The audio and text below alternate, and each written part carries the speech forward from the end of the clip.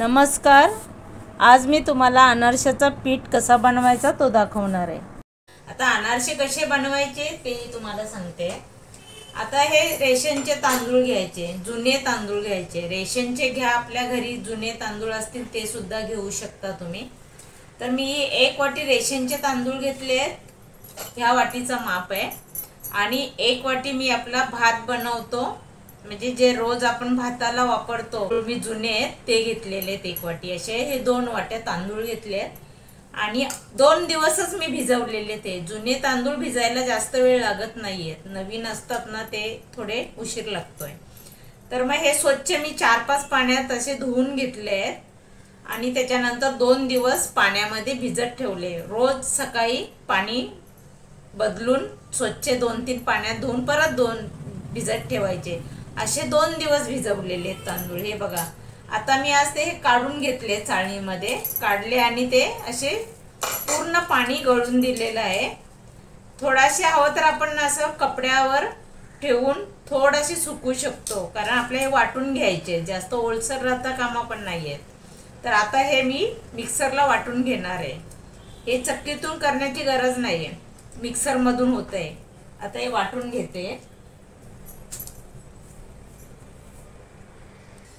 हे बघा, आता हे असं मिक्सरला लावून घेतलेलं आहे, एकदम बारीक केलेलं आहे. आता आपण हे चाळणीमध्ये चाळून घ्यायचं. पिठाचीच चाळणी वापरायची.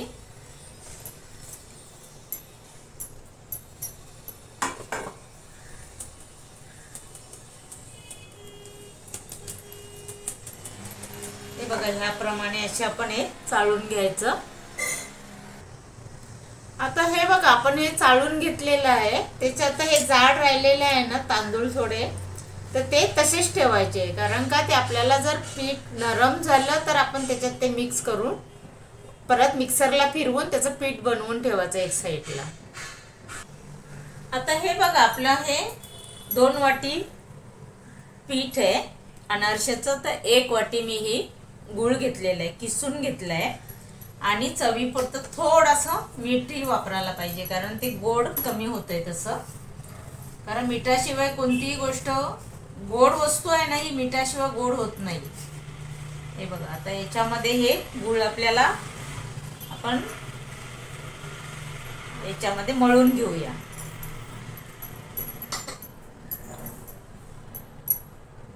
आता याच्यामध्ये आपण आपल्या आवडीनुसार वेलची पावडर, जायफळ पावडर सुद्धा आहे, ते घालून घेऊया, कारण त्याला सुगंध छान येतोय. आणि गोडव्यामध्ये हे पाहिजेच आहे. सुंठ पावडरही वापरूया, कारण पोटाला